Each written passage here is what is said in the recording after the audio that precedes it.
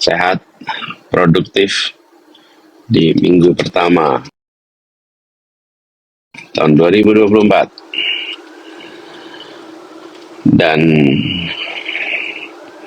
udah mulai aktif walaupun sempat libur ya kemarin. Sambil saya bacain ya satu-satu nih. Bandung hadir bah, halo Bandung, terima kasih sudah join. Assalamualaikum Abah, salam dari pahlawan devisa Malaysia, Dila Sahira. Halo Dila, udah malam nih kalau di Malaysia.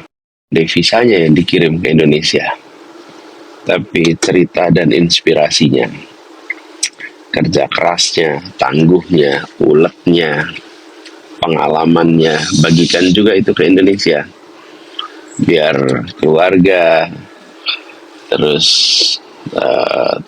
teman-teman, mungkin adik generasi ikut merasakan. Jadi pengalaman Dila berada di negeri orang, jadi pengetahuan bagi yang kita di sini. Devisanya tentu baik, tapi kirim devisa dan kirim itu tadi pengalaman, cerita biar jadi inspirasi. Abah, apa nggak capek? Gini. Memang waktu yang terpakai banyak, tapi capek apa tidak itu soal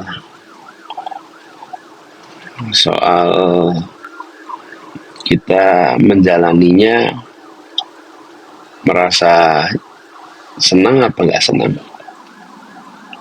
Saya kasih ilustrasi ya. Saya menjalani ini dengan senang, jadi rasanya seperti biasa aja, tidak melelahkan. Tapi kalau my heart is not here, my mind is not here, dan maka akan melelahkan. Saya pernah kasih ilustrasi gini.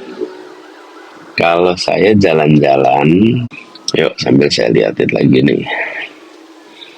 Purworejo Jateng hadir Abah. Halo Purworejo. Siapa nih? Afif Suhen Sumsel. Nice. Abah dari mana mau kemana? Saya dari hari ini di Ciamis dan Tasik, terus akan kembali ke Jakarta. Jadi lagi dalam perjalanan ke Jakarta. Kapan ke Bau-Bau, Sulawesi? Insya Allah. Nanti pada waktunya mudah-mudahan ada kesempatan sampai ke Bau-Bau. Kalau pacaran dibahas dengan kalian berdua dong, dengan bahas orang lain. Sorry ya, minta maaf ya. Jadi ngeganggu konsentrasi ya. Kalau bahas tentang kalian berdua kalau lagi bareng-bareng ya. Dari Saudi Arabia, tolong sampaikan salam buat sahabat-sahabat semua di Saudi Arabia yang lagi pada bekerja di sana. Salam hangat dari tanah air untuk mereka yang berada di tanah suci. Dan yang di tanah suci jangan lupa doakan kita yang di tanah air. Ke NTT, ya insya Allah nanti saya sampai ke NTT. Ini sekarang lagi keliling di beberapa wilayah di barat.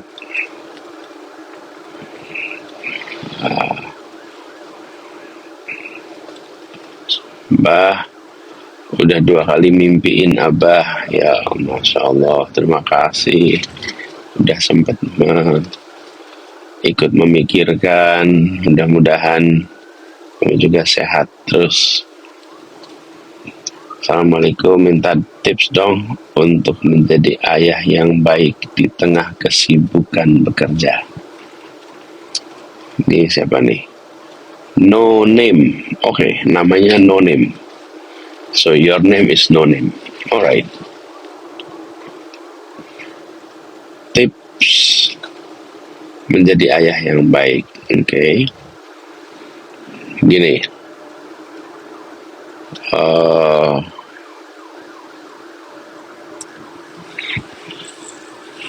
sebetulnya salah satu yang kita bisa kerjakan ya, kalau kita bicara tentang ayah yang baik,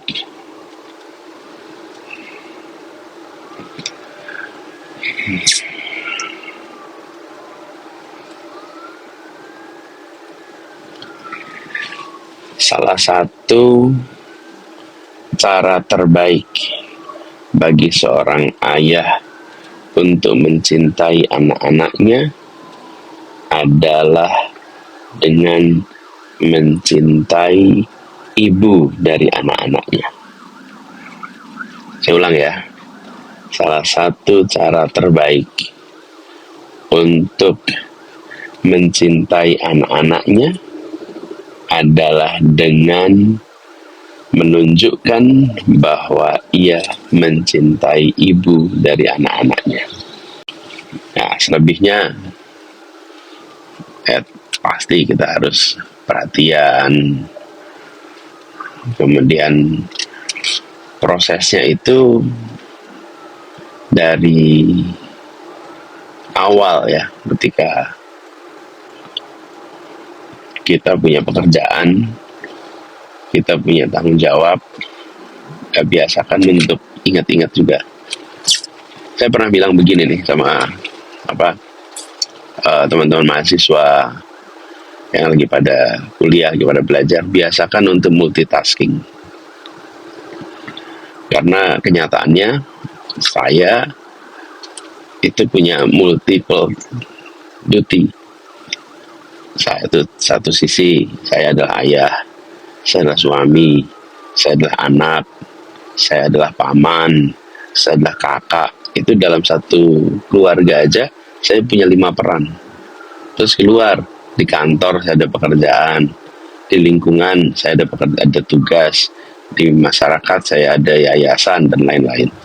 Nah, jadi berbagai peran itu ada. Jadi kalau jadi ayah, maka itu salah satu peran yang harus disadari, bahwa ya itu saya harus kerjakan, alokasikan waktu, alokasikan pikiran, dan sempatkan untuk selalu komunikasi. Gitu ya, no name. Oke, sebentar. Abah, saya butuh motivasi karena belum lolos magang. Oke, dari Turti.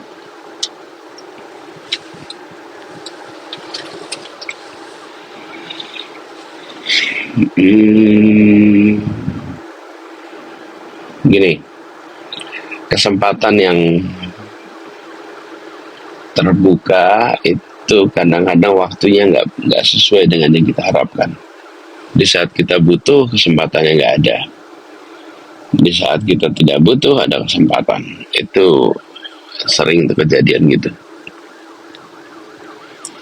Nah, ketika lagi kepengen bisa magang, belum lolos, coba check up, tanya. Jadi kalau kita mendaftar sesuatu lalu nggak diterima atau ditolak, tanya ke mereka, apa yang kurang dari saya, apa yang saya harus tambahkan.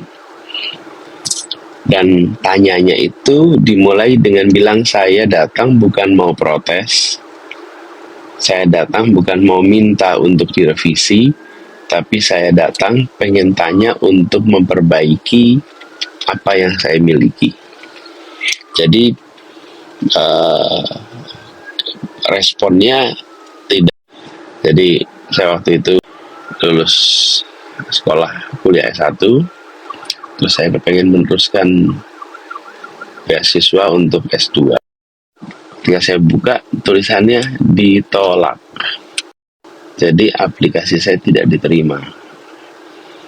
Terus tentu down, tentu kecewa, tentu udah waktu itu rasanya nggak enak.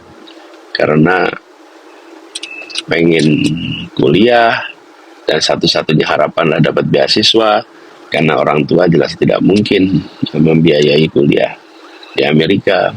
Ayah saya guru, ibu saya guru, nggak mungkin lah berangkat ke sana pakai biaya dari orang tua. Makanya harapannya beasiswa nggak taunya daftar beasiswa dan nggak lulus. Jadi siang itu tuh kalau saya ingat ya, duh rasanya semua persiapan dan nggak dapet. Tapi entah kenapa, saya juga nggak tahu kenapa, dari mana inspirasinya. Tapi saya terus pergi ke wartel. Waktu itu masih wartel ya. Sampai ke wartel, saya tuh telepon ke kantor Aminef yang menyelenggarakan program beasiswa. Saya telepon, terus saya pengen minta bicara dengan orang yang ngirim surat itu. Ngirim surat, saya ditolak. Dan ketika disambungkan, namanya Pak Pit itu orangnya. Saya tanya, Pak Pit, nama saya Anis, tolak. Dan ketika itu dia bilang, coba ya, Dek, nanti telepon lagi kira-kira 10 menit lagi. Jadi saya tutup, itu 10 menit, mungkin 10 menit paling lama tuh dalam hidup. Menunggu untuk bisa telepon lagi. 10 menit kemudian saya telepon lagi. Pas saya telepon lagi, dia terus cerita, sudah dilihat, jadi Anda gagal karena bidang yang didaftarkan beda dengan bidang yang ditawarkan. Jadi bidangnya nggak masuk di situ. Saya tanya, boleh nggak kalau saya ganti bidang? Ya boleh. Bidang apa? Ya adanya apa? Terus saya akhirnya ganti bidang. Nah, ada pelajaran yang saya dapat dari kejadian itu. Pelajarannya itu adalah ketika kita mencari tahu mengapa kita tidak lolos, dan tidak untuk protes, tapi untuk kita memperbaiki diri, dikasih tahu tuh apa apa sebabnya. Jadi gitu ya, Turti. Abah, ada nggak rekomendasi buku untuk pengembangan diri? Makasih Abah. Ini dari Harika Salim. Harika, saya sebentar. Ini saya coba cek nama penulisnya. Bentar.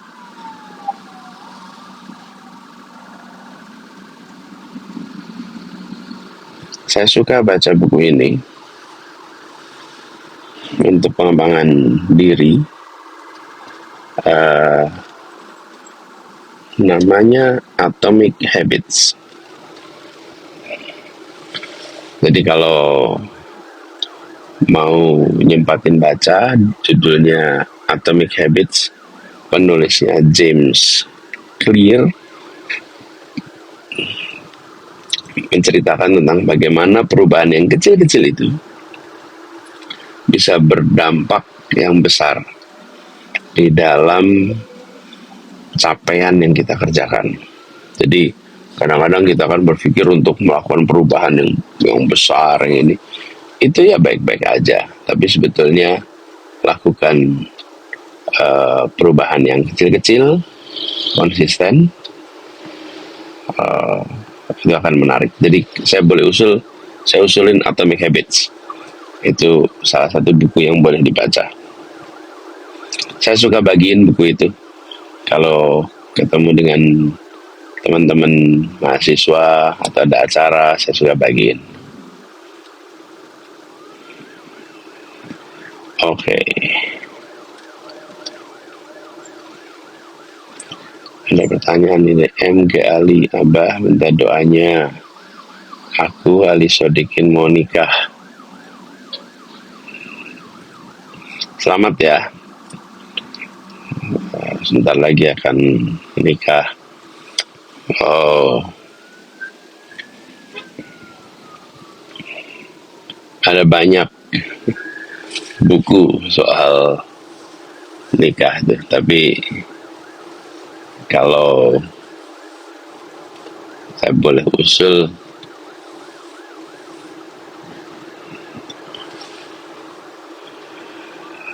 jalanin pernikahan ini sebagai sebuah perjalanan bersama. So, buat Ali bukan tentang diri sendiri, buat pasangannya juga gitu, tapi buat perjalanan berdua.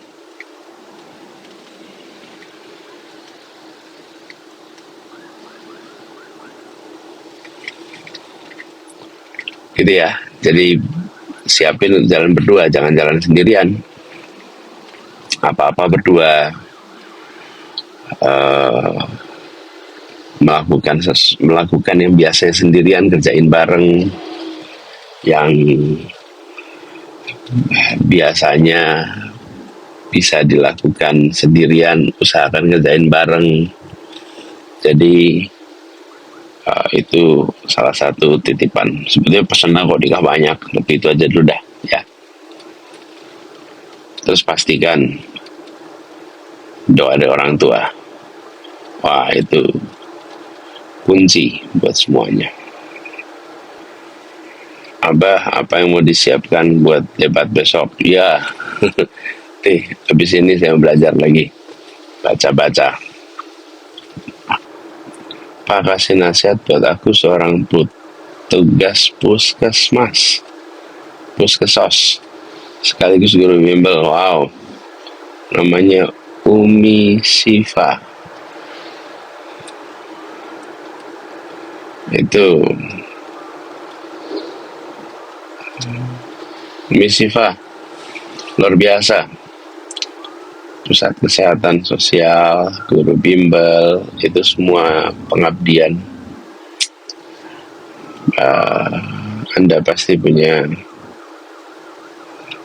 hati yang halus, semangat yang kuat untuk bantu sesama. Komitmen itu menjadi guru bimbel, menjadi petugas puskesos, karena mengurusi yang orang lain seringkali nggak mau urusin. Ingat bahwa ketika kita mencoba untuk berbuat baik, itu bukan berarti orang akan nanti baik sama kita. Jadi dari mulai awal sadari untuk selalu ikhlas, terima reaksi orang itu sebagai ya ujian atas kebaikan kita. Insyaallah nanti Umi Sifa akan dikenang sama mereka sebagai petugas puskesmas yang menenangkan, sekaligus juga guru bimbel yang inspiring. Assalamualaikum dari Kuningan. Waalaikumsalam. Salam ya buat semuanya. Saya udah lama nih belum balik lagi Kuningan. Abah doain aku ya, udah 2 tahun menikah belum dikasih momongan ya. Bismillah, insyaallah nantinya datang momongan yang membuat tenang ya, yang relax, takes time. Jangan pernah tegang, kok belum, nikmatin aja, anggap ini long honeymoon. Jadi dinikmatin, dijalani, itu insya Allah ada waktunya ya. Dari Pelabuhan Ratu, salam ya buat teman-teman di Pelabuhan Ratu. Dari Sumeneb, Kabupaten Sumeneb. Semoga Abah jika bisa ke Pulau Kangen. Iya, saya juga kepengen ke Pulau Kangen. Minggu lalu waktu saya ke Jawa Timur ketemu dengan beberapa orang dari Pulau Kangen. Luar biasa mereka. Salam dari Bengkalis, Riau. Wow, salam juga dari Bengkalis. Dulu kita pernah tuh mengirim anak-anak ke Pulau Rupat, Kabupaten Bengkalis, untuk jadi guru di pelosok. Pulau Rupat itu bagian dari Bengkalis, pulau yang lebih dekat sebenarnya lebih dekat sama Malaysia daripada dengan Pulau Sumatera. Abah, gimana cara ya supaya bisa dapat istri? ya harus cari, ya harus pendekatan, ya harus usaha. Nggak akan datang sendirinya. So Johnny, saya yakin pasti ada banyak yang mau sama Johnny, pasti ada banyak yang mau setuju sama Johnny. Johnny aja yang harus melakukan langkahnya, ya. Insya Allah ada banyak. John, jangan pernah khawatir, Johnny. Insya Allah nanti dapat jodohnya. Jodoh yang membahagiakan, jodoh yang bawa berkah. Masih ada juga yang tanya nih, kacamata etalase berapa, Pak? Sekarang saya udah tahu nih etalasenya. By the way, ini kacamata saya coplok tadi.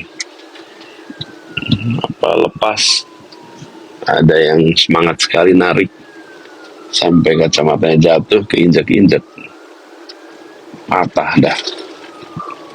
Insya Allah akan ganti. Baru kemarin diomongin etalase, sekarang saya mungkin harus cari ke optik, cari kacamata, dan mungkin saya harus cari di etalase mana. Ini sekarang baru dilem aja nih, nggak bisa ditekuk, pakai lem, nggak bisa dilipat, sekedar untuk bisa dibawa pulang ke Jakarta kacanya karena patah tadi. Jadi nanti kalau saya ke toko kacamata, saya akan lihat etalase, and I will remember you guys yang sempat ngomongin etalase yang saya nggak tahu. Palembang, salam ya buat semuanya Palembang. Salam ya buat semuanya Palembang. Salam ya buat semuanya Palembang. Saya sih selalu berpandangan positif. Situasi apapun yang dihadapi, yakin bahwa Allah punya rencana yang terbaik. Jadi kita jalanin dengan rileks. Kalau bahasa seriusnya, kita jalani dengan ikhlas. Tapi jalani dengan rileks. Apapun yang terjadi, insya Allah yang terbaik. Dengan begitu jadinya enteng, ringan. Itu ya, singkat. Apa rahasia biar fit walaupun jadwal padat dari rumah sakit jiwa? Nomor satu ya jiwa, ya bahagia. Nikmati yang dikerjakan, betul-betul nikmati yang dikerjakan. Kalau kita menikmati yang kita kerjakan, itu yang namanya lelah itu nggak ada.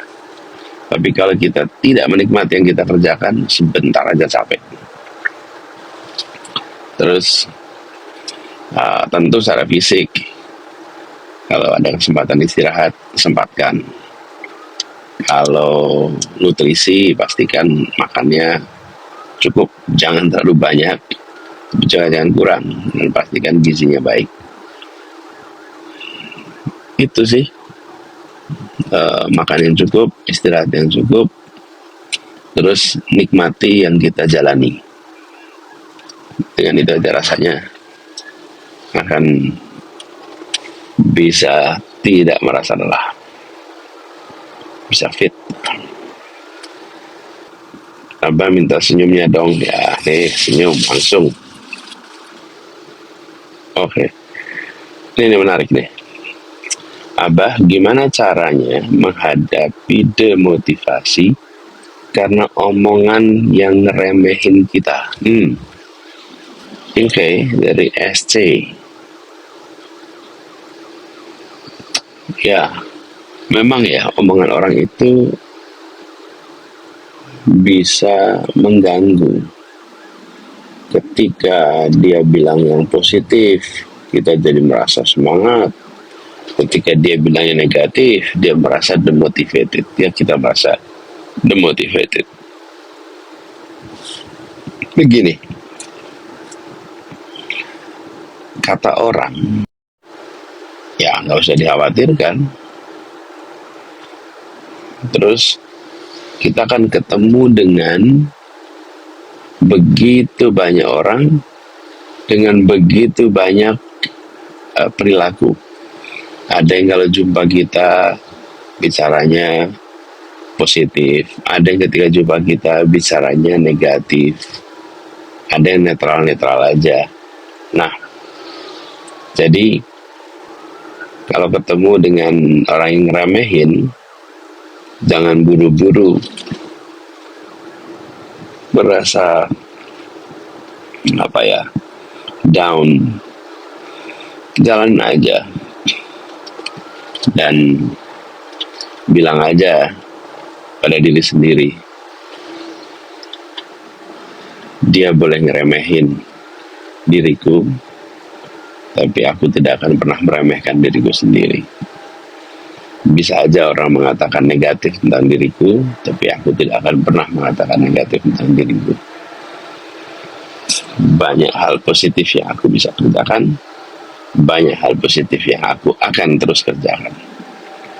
Dan biarkan satu saat mereka yang meremehkan nantinya akan menghormati apa yang aku kerjakan. Terus semangat ya, SC. Oh, ini Abah selamatin aku dong, dapat ranking 1. Wow, congratulations, selamat ya. Namanya siapa nih, belakangnya Hik. Selamat ya, udah menjadi ranking 1. Jangan pernah puas dapat ranking 1 sekarang, karena setiap satu keberhasilan harus ditempatkan sebagai awal perjuangan untuk keberhasilan yang lebih baik lagi. Tentu disyukuri, tapi siap-siap untuk terus dapat prestasi. Abah, apa yang menyebabkan kita takut bicara depan umum? Ajarin dong, Mbah, dari semesta.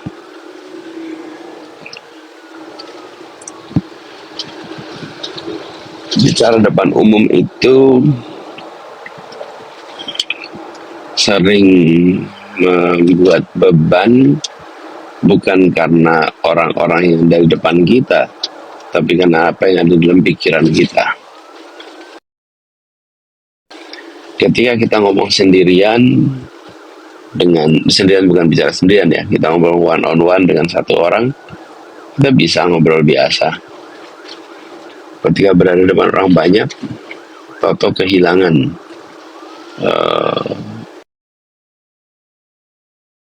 keyakinan dirinya. Jadi harus dimulai. Takut bicara depan umum, harus dimulai. Bicara dengan lingkungan yang dekat. Biasakan ngobrol di antara pertemuan. Jadi kalau ada beberapa orang yang ngumpul, jangan jadi pasif listener saja, tapi juga aktif partisipan, aktif speaker. Itu latihan untuk nantinya bisa bicara depan orang banyak. Mulai dengan kumpul dengan siapapun, jangan pasif mendengarkan, tapi selalu aktif bicara. Amal Abah Anies mau motivasinya buat para sarjana yang masih nganggur. Oke.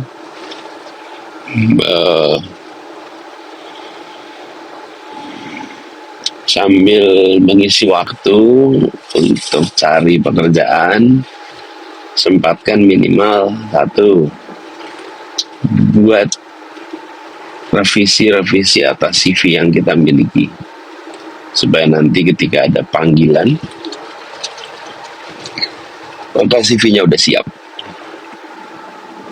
CV atau biograf riwayat hidup. Dan buat riwayat hidup itu yang sesempurna mungkin. Formatnya, ukurannya, penjelasannya. Jangan bikin CV itu asal jadi. Kenapa? Karena setiap CV yang kita tulis sesungguhnya itu mencerminkan diri kita. Karena dalam CV itu ada rekam jejak, dan dalam CV itu ada gagasan untuk kita ke depan. Jadi sambil nunggu, sebelum itu CV. Yang kedua, sempatkan untuk cari magang-magang aja, bukan pekerjaan yang menghasilkan pendapatan, tapi minimal bisa ngisi waktu. Ambil mikro, kecil, atau usaha besar juga nggak masalah. Ya, mal amal. Diana Saputri, Abah gimana ya ngatasin sakit hati ke orang, udah berusaha maafin, tapi kok ya masih ganjel di hati.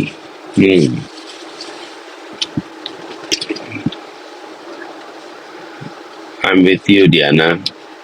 I can imagine, saya bisa bayangin, yang namanya sakit hati itu pasti perlu waktu ya untuk recover. Begini, kalau kalau saya ya, pengalaman saya sendiri, saya nggak terlalu memikirkan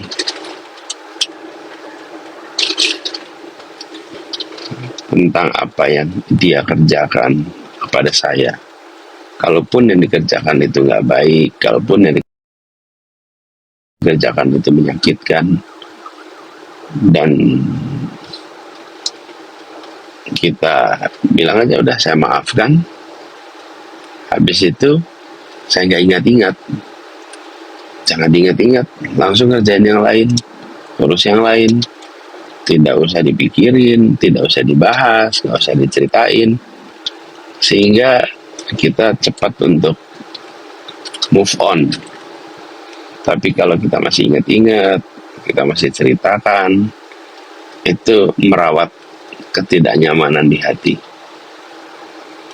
Dan jadi pengalaman ini Diana akan Diana hadapin nanti sepanjang perjalanan hidup. Akan ketemu dengan situasi yang menyenangkan, tidak menyenangkan. Kalau kita tidak membiasakan untuk segera move on dari satu peristiwa ke peristiwa yang lainnya, nanti kita bisa terbawa perasaan. Itu ya Diana ya. Hero man, Abah gimana caranya agar mental kita kuat kayak Abah di saat dibanjiri cacian, hinaan, makian, fitnah.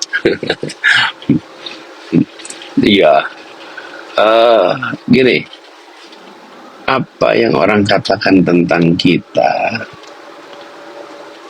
tidaklah mencerminkan siapa kita.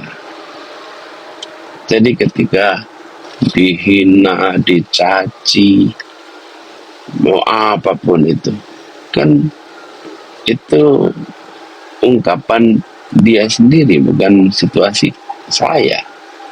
Kenapa saya jadi ikut-ikutan gak nyaman? Biar aja dia yang rame-rame mencaci, menyerang, menghina. Dia itu yang punya masalah, bukan saya. Jadi saya kenapa saya selalu relax gitu. Ya karena kan bukan tentang saya, tentang dia. Terus tapi bagaimanapun juga ya harus dimulai dengan latihan, terbiasa dengar kritik, terbiasa dengar yang nggak nyaman, sehingga kitanya nanti udah mulai punya kebiasaan. Dulu saya waktu kuliah punya satu kebiasaan, kalau pas saya ulang tahun, saya minta teman-teman untuk nulis surat pada saya sebagai ucapan selamat ulang tahun.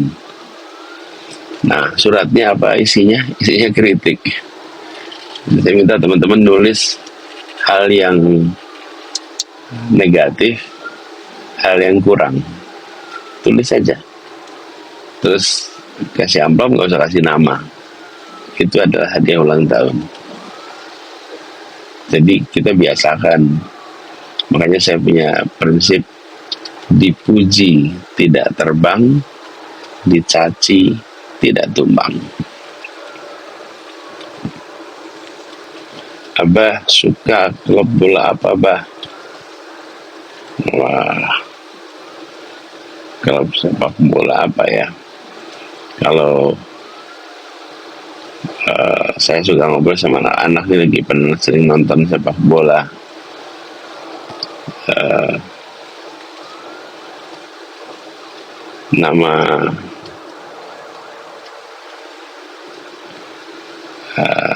Chelsea itu salah satu yang banyak anak-anak ngobrolin. Real Madrid, terus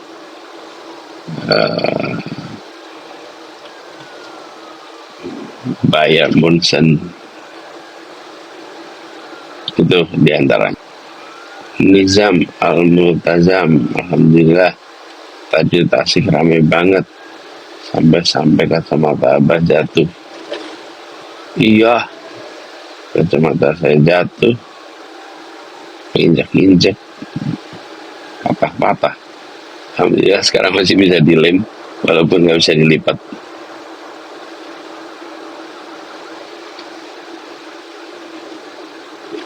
Bah, ngerantau berat banget ya, Buttercup. Oh, I feel you, Buttercup. Merantau itu artinya jauh dari orang tua, jauh dari keluarga, jauh dari orang-orang yang kita dekat.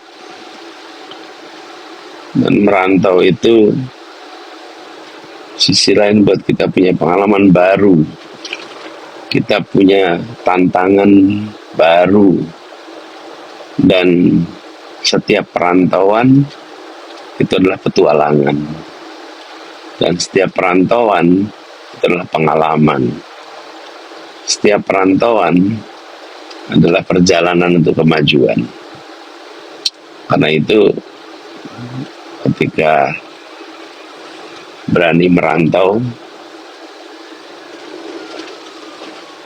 maka itu berani berpetualang, berani untuk meraih harapan baru. Dan jangan dianggap berat. Ya memang besar, tapi bukan berat. Kangen sama keluarga, rindu sama ibu, rindu sama ayah. Dalam rantau itu sesuatu yang biasa muncul. Tapi juga ingat bahwa merantau itu ada purpose-nya, ada tujuannya. Apakah merantau untuk mendapatkan kehidupan lebih baik? Apakah merantau untuk dapat ilmu yang lebih baik? Kalau untuk belajar? Tapi apapun, merantau itu sesungguhnya bisa menjadi pemberkaya pengalaman yang luar biasa. Kalau boleh saya sampaikan, di negeri ini begitu banyak orang-orang yang bisa berprestasi, orang-orang yang bisa meraih kehidupan lebih baik karena mereka memilih merantau.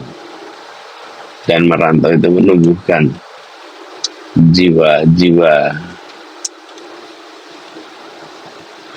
entrepreneurial, semangat untuk tangguh, semangat untuk kerja dengan baik, yang nanti akan muncul ketika kita merantau.